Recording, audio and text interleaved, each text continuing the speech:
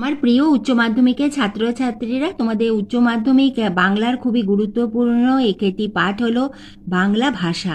আজ আমি তোমাদের কাছে নিয়ে এসেছি তোমরা বাংলা ভাষার জন্য কোন প্রশ্নগুলি পড়বে এবং তার সঙ্গে বেশিরভাগ প্রশ্নেরই আমি উত্তর সহ তোমাদের আলোচনা করে দেব। আমি চাই ভিডিওটি তোমরা প্রথম থেকে শেষ অবধি খুব মন দিয়ে দেখো, নিশ্চয়ই উপকার পাবে, কারণ এখান থেকে তোমরা প্রশ্ন কমন পাবেই। তাহলে এসো আমরা শুরু করি তোমাদের বাংলা ভাষার গুরুত্বপূর্ণ প্রশ্ন দিয়ে। এইভাবে আমি তোমাদের ভিডিও দিতেই থাকবো এবং তোমাদের এইচএসের পরে তোমরা কি নিয়ে পড়লে তোমাদের খুবই ভালো হবে সেই বিষয়ে আমি তোমাদের ভিডিও দেবো। তারপরে তোমাদের রেজাল্ট সংক্রান্ত সবই ভিডিও পাবে এই চ্যানেল স্টাডি ফর এডুকেশনে। তাই তুমি যদি চ্যানেলে নতুন হয়ে থাকো, চ্যানেলটি সাবস্ক্রাইবের সঙ্গে বেল আইকনটা প্রেস করে দিয়ে অল নোটিফিকেশান অন করে রেখো, যাতে গুরুত্বপূর্ণ ভিডিওগুলি তোমার কাছে সব থেকে প্রথমে গিয়ে পৌঁছায়। তাহলে এসো আমরা দেখে নিই বাংলা ভাষার গুরুত্বপূর্ণ প্রশ্ন। এবং প্রথমে এসো দেখে নিই আমাদের উচ্চ মাধ্যমিক 2024-এ ভাষা থেকে যে বড় প্রশ্নগুলি এসেছিল। তোমাদের বাংলা ভাষার প্রশ্ন থাকবে 8-এর দাগে, যার প্রশ্নমান হলো 5। অনধিক 150 শব্দে তোমাদের 2টি প্রশ্ন থাকবে, তার মধ্যে যে কোনো একটি প্রশ্নের উত্তর তোমাদের লিখতে হবে। 8.1-এ উচ্চ মাধ্যমিক 2024-এ প্রশ্ন ছিল শব্দার্থ পরিবর্তন বলতে কি বোঝো। শব্দার্থ পরিবর্তনের যে কোনো 2টি ভাগ সম্পর্কে উদাহরণ সহ আলোচনা করো। এবং 8.2-এর প্রশ্ন ছিল স্বাধীন ও পরাধীন রূপমূল নিয়ে।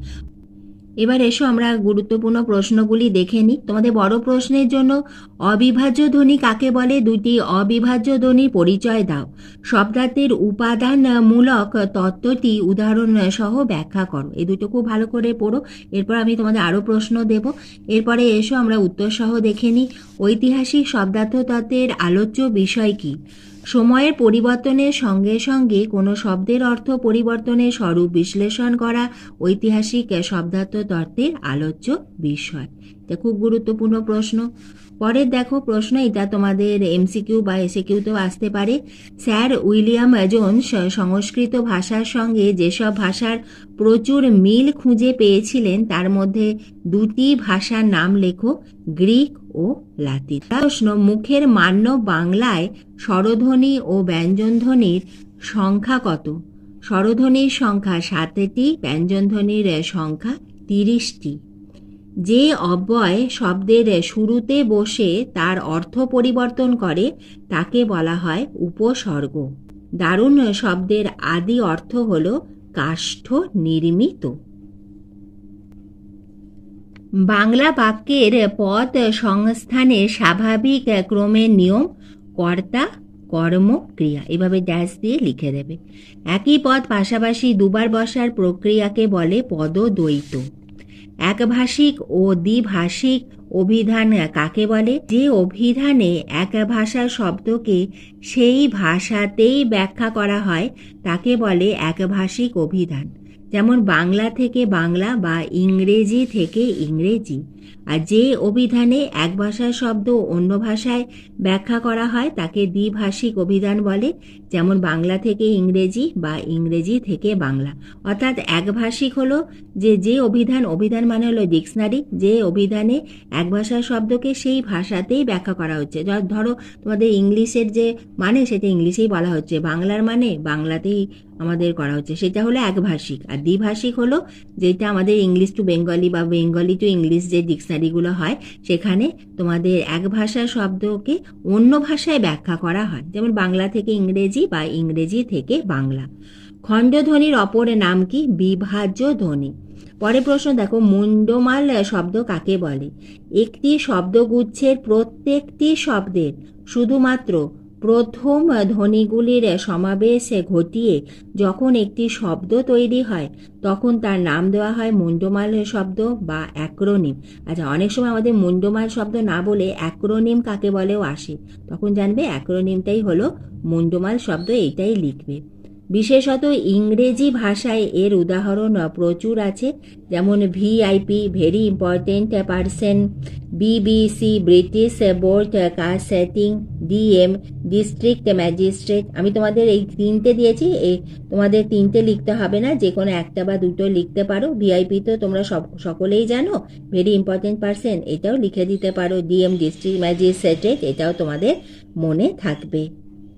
এরপরে তোমরা 5 মার্কসের জন্য পড়বে গঠনগত দিক থেকে বাক্য কয় প্রকার, যে কোনো এক প্রকারের উদাহরণ সহ পরিচয় দাও, এবং দ্বিতীয়টি হলো উদাহরণ সহ গুচ্ছ ধ্বনির পরিচয় দাও।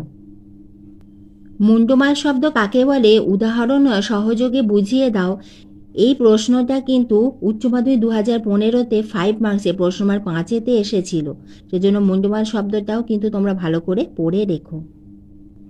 পরে প্রশ্ন দেখো, গোষ্ঠী কোটেশনের মধ্যে রয়েছে শব্দের আদি অর্থ গবাদি পশুর থাকার জায়গা এবং বর্তমান অর্থ সমূহ। এটি কি না, এটি হলো শব্দার্থের পরিবর্তনের কোন ধারা, সেটি হলো শব্দার্থের রূপান্তর। মানে গোষ্ঠী শব্দের আদি অর্থ ছিল গবাদি পশু থাকার জায়গা এবং বর্তমানে গোষ্ঠী হয়ে গেছে সমূহ, এটি হলো শব্দার্থের রূপান্তর। এক্ষেত্রে তারিত ধ্বনি হলো ঢয়শূন্য র। আচ্ছা, এগুলো যখন লিখবে নিচে এরকম হসন্ত দেবে, এগুলো খুবই ইম্পর্টেন্ট তারিত ধ্বনিটা। পরে প্রশ্ন দেখো, ধ্বনিমূলের অবস্থান বলতে কি বোঝো। একটি ধ্বনিমূল শব্দের যে যে অবস্থানে উচ্চারিত হয় তাকে ধ্বনিমূলের অবস্থান বলে, যেমন ই এবং উ প্রভৃতি শব্দের আদি, মধ্য ও অন্ত উচ্চারিত হতে পারে, এবং সেটি তোমাদের যে টেক্সট বই আছে সেখানে তোমাদের 119 পেজে রয়েছে, এসো আমরা দেখে নিই। তোমাদের যে স্কুল থেকে যে পাঠ্য বইটি দেওয়া হয়েছে এখানে দেখে নাও ধ্বনিমূলের অবস্থান। তোমাদের বইয়ের 119 পেজ দেখো, এখানে রয়েছে ধ্বনিমূলের অবস্থান। আমি তোমাদের যেইটা লেখালাম তোমাদের এইটা লিখবে, এবং তারপরে যদি তোমরা বইয়ের 119 নম্বর পেজ থেকে যদি তোমাদের কিছু মনে হয় অ্যাড করা, তোমরা এখান থেকে অ্যাডও করতে পারো। এসো আমরা দেখে নিই সঞ্জননী ব্যাকরণ কাকে বলে। ভীষণ ইম্পর্টেন্ট প্রশ্ন, ডবল স্টার দিয়ে রাখো। আমরা উত্তরটা এইভাবে লিখব, বাক্যতত্ত্বের আলোচনায় ভাষার বাক্যসমূহ কিভাবে সঞ্জাত হয় তার খবর যে ব্যাকরণ দেয় তাকে বলা হয় সঞ্জননী ব্যাকরণ। যেমন বাংলা ভাষায় একই বাক্যকল্পের দুই বৈকল্পিক চেহারা হলো, এক, যে লোকটা ডাক্তার সে দলের নেতা, দ্বিতীয়টি হলো ডাক্তার লোকটা দলের নেতা। 1 নম্বর যেটা লিখেছি, এর মতো বাক্যের জ কারক সর্বনামটি ইচ্ছে করলে লোপাট করে দেওয়া যায়। অর্থাৎ যে যেটা লিখেছিলাম, যে লোকটা ডাক্তার সে দলের নেতা, সেই জকারমূলক সর্বনামটা ইচ্ছে করলে লোপাট করে দেওয়া যায়, এই ঐচ্ছিক প্রক্রিয়া প্রয়োগ করে। 1 নম্বর বাক্যটাকে পাল্টে ব্যাকরণ তাকে দুইয়ের চেহারা, মানে 2 নম্বর হলো ডাক্তার লোকটা দলের নেতা, দুইয়ের চেহারায় নিয়ে আসতে পারে। যেসব প্রক্রিয়া বাক্যের চেহারা বদলে দেয় তাকে সংবর্তন বলে। অর্থাৎ আমরা এখানে সঞ্জননী ব্যাকরণও পড়লাম এবং তার সঙ্গে আমরা সংবর্তন কাকে বলে সেটাও আমরা পড়লাম। এরপরে তোমরা পড়বে 142 পেজে থিসরাস। থিসরাস হলো শব্দার্থের এই বিশাল জগৎকে সুশৃঙ্খলভাবে বিন্যাস করার একটি নিদর্শন হলো থিসরাস। থিসরাস শব্দের ব্যুৎপত্তিগত অর্থ হলো রত্নাগার, সংস্কৃত ভাষায় লিখিত অমরকোষ এর উদাহরণ। যদি তোমাদের এসিকিউতে এই প্রশ্নটা আসে তাহলে তোমরা এতটুকু লিখলেই তোমাদের ফুল মার্কস হয়ে যাবে, কারণ তোমাদের বক্স থাকে সেখানে লিখতে হবে। আর যদি থিসরাসে তোমাদের 5 মার্কসে সাধারণত আসে না, যদি আসে তার জন্য এইটা একটু পড়ে রেখো। পরের প্রশ্ন হলো, রূপমূল হলো পদের গঠন বৈচিত্র্য। উৎসধ্বনিটি হলো শয় হসন্ত, তাহলে তারিখ ধ্বনি হলো ঢয়শূন্যরায় হসন্ত, উৎসধ্বনিটি হলো তালব্যশয় হসন্ত। যুক্তধ্বনি বলতে কি বোঝো? যে ব্যঞ্জনধ্বনির সমাবেশগুলি শব্দের আদ্য অবস্থানে বা দলের আদিতে উচ্চারিত হতে পারে সেগুলিকে যুক্তধ্বনি বলে। যেমন প্র, পয় রফলা, তয় রফলা, তয়রি, ধয় রফলা। বাংলা শব্দে এরকম যুক্তধ্বনির সংখ্যা হলো 28টি। তোমাদের যদি এসএকিউ এ 1 মার্কসে প্রশ্ন আসে এরমভাবে লিখবে। এরপরে তোমাদের দুটি পরাধীন রূপমূলের উদাহরণ দাও। এটি তোমাদের বইয়ের 123 পৃষ্ঠাতেও রয়েছে। যদি তোমরা সেখান থেকে উত্তর লিখতে চাও লিখতে পারো। তাহলে দুটি পরাধীন রূপমূলের যদি উদাহরণ বলা হয় এইভাবে লিখবে: সম্পূর্ণ পদ, স্বাধীন রূপমূল, পরাধীন রূপমূল। সম্পূর্ণ পদ হলো মানুষকে, যেখানে স্বাধীন রূপমূল হলো মানুষ, পরাধীন রূপমূল হলো কে। সুগন্ধ, সেখানে স্বাধীন রূপমূল গন্ধ, পরাধীন রূপমূল সু। সম্পূর্ণ পদে ফুলওয়ালা, স্বাধীন রূপমূল হলো ফুল, পরাধীন রূপমূল হলো ওয়ালা। এটা যদি উদাহরণ বলে এইভাবে লিখবে। এবার এসো আমরা দেখে নিই। রূপমূলের মধ্যে কিছু রূপমূল আছে স্বাধীন, আর কিছু রূপমূল স্বাধীন রূপমূলের গায়ে হেলান দিয়ে থাকে। একা একা তাদের আমরা ভাষায় ব্যবহার করি না, সেগুলি হলো পরাধীন। যেমন বলে এখানে উদাহরণ। তোমাদের যদি শুধু উদাহরণ জিজ্ঞাসা করে উদাহরণ লিখে দেবে। বর্ণনামূলক ভাষাবিজ্ঞানের আলোচ্য বিষয়গুলি কি কি? তোমাদের ইয়ারে ভাষাবিজ্ঞানের তোমাদের যে চ্যাপ্টারটি রয়েছে, ফার্স্ট যেটা রয়েছে উচ্চ মাধ্যমিক 2025-এর জন্য ভাষাবিজ্ঞান ও তার শাখা প্রশাখা, এই প্রথম অধ্যায় ভীষণ ইম্পর্টেন্ট। খুব ভালোভাবে তোমরা পড়ে রাখবে। এর থেকে বড় প্রশ্ন, ছোট প্রশ্ন খুব ভালো করে রেডি করো। এই বছর এখান থেকে তোমাদের বড় প্রশ্ন আসার চান্স সব থেকে বেশি। পরের প্রশ্ন, বর্ণনামূলক ভাষাবিজ্ঞানের আলোচ্য বিষয়গুলি কি কি?